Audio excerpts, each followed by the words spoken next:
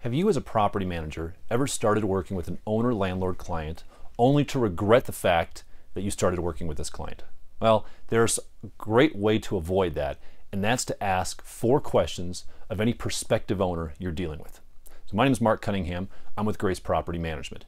Every time a prospective owner calls into our office, there's 4 things that we want to make sure we find out from that owner as we walk through the process. You see, as we're talking to them on the phone, they're interviewing us. They don't realize it, but we're also interviewing them. We want to make sure they're a good fit for our system and that we're going to be able to meet and hopefully exceed their expectations. So the first thing we want to know from them is this. Just tell me a little bit about yourself and your property.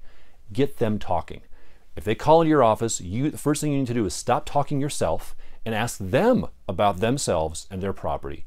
It's amazing what people will tell you about themselves and their property if you, as the property manager, just shut up and let them talk.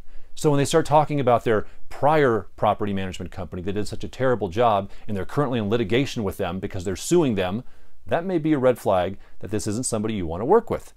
Ask them questions though. Get them talking about themselves, their property. That will tell you more than you think it will. Secondly is this. What is your short and long-term goals for the property? If they're planning on selling the property in 3 months, you should probably be aware of that. If they're planning on buying another investment property next year, wouldn't you like to know that? What is their goals for that property and what is their goal as an investor? Are they planning on building up their portfolio? Is this a one-off deal? What exactly do they have in mind for the property? Because that's going to make your situation a little bit different. The third thing we want to ask them is this. What's the most important thing you're looking to get from professional property management? And their answer is going to determine how we respond to that conversation. For example, if they say, well, the most important thing I'm looking for is strong accounting.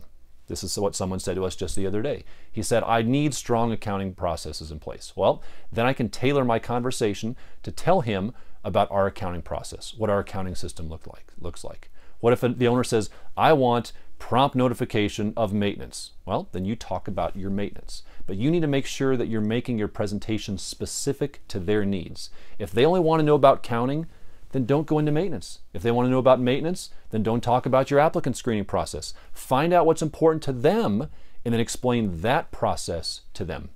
The last thing that we want to find out from them, and we don't ask this directly, but at the end of our little questionnaire for our owner, there's a question that I pose to my property manager who's interviewing this owner. So the owner doesn't see these questions, but the property manager sees these, and they have to label these. And it has 4 questions that the PM, the property manager, has to answer about that prospective client. Question number 1 is this. Is the owner financially stable? If the owner's not financially stable, we don't want to work with them. If they tell us that, something to the effect of, if I don't have this property rented in 3 weeks, I can't make my mortgage payment, that's probably not the financial strength we want to see in an owner. So are they financially stable, number 1? Number 2, are they emotionally stable?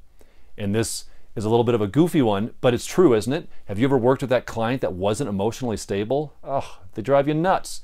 Make sure the client is emotionally stable.